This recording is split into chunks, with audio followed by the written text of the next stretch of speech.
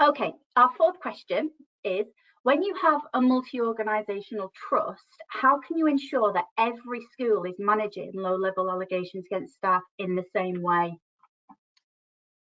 Yeah, that's a challenge, isn't it? Now, I was fully aware that I'm not speaking from any position of authority here, because obviously I'm just a DSL in one school. So I did actually speak to a colleague who looks at safeguarding across a multi-academy trust to see if my thoughts aligned with theirs.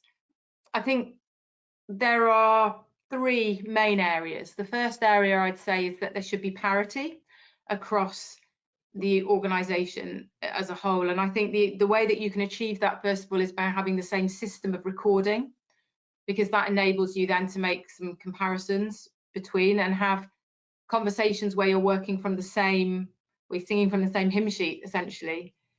Obviously having the same policies in place, and I think linked to what I said before in terms of the same staff code of conduct and the expectations, and also the same training, so that your staff are being exposed to the same scenarios and the same situations. And I think one of the beauties about being part of a multi-academy trust is that you've got a larger pool of resources to draw upon, and lots of examples that you can share, and examples at a different organisation as well, which can be really, really helpful. My colleague also mentioned that it's really helpful to have a link advisor role that can go and audit what's going on in the schools as well. And by doing that, what you're doing is you're getting somebody who's got the same skills and experience going around each one of those organisations in order to audit what they're doing, and to be able to advise as well.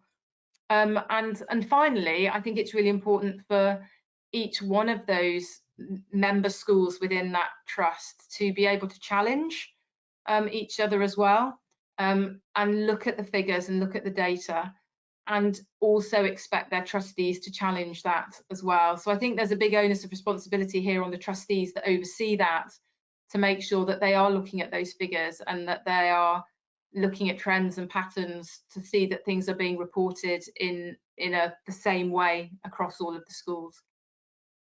Absolutely, and it's so important that you all have the same systems to make sure that that data analysis can't be flawed, and that you've got a really good comparative from one school to another, or one organisation to another organisation.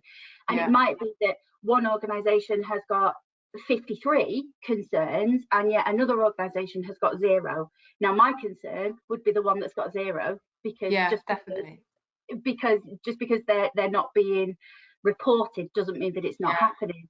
And of course, and that's where the role of the trustees is crucial, because that's where they need to then come in and actually ask the question, what is it about that organisation that's meaning that that's happening in that way?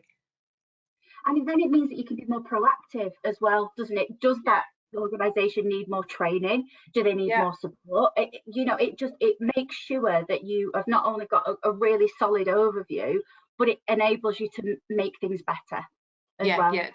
Yeah. Fantastic. Thank you so much.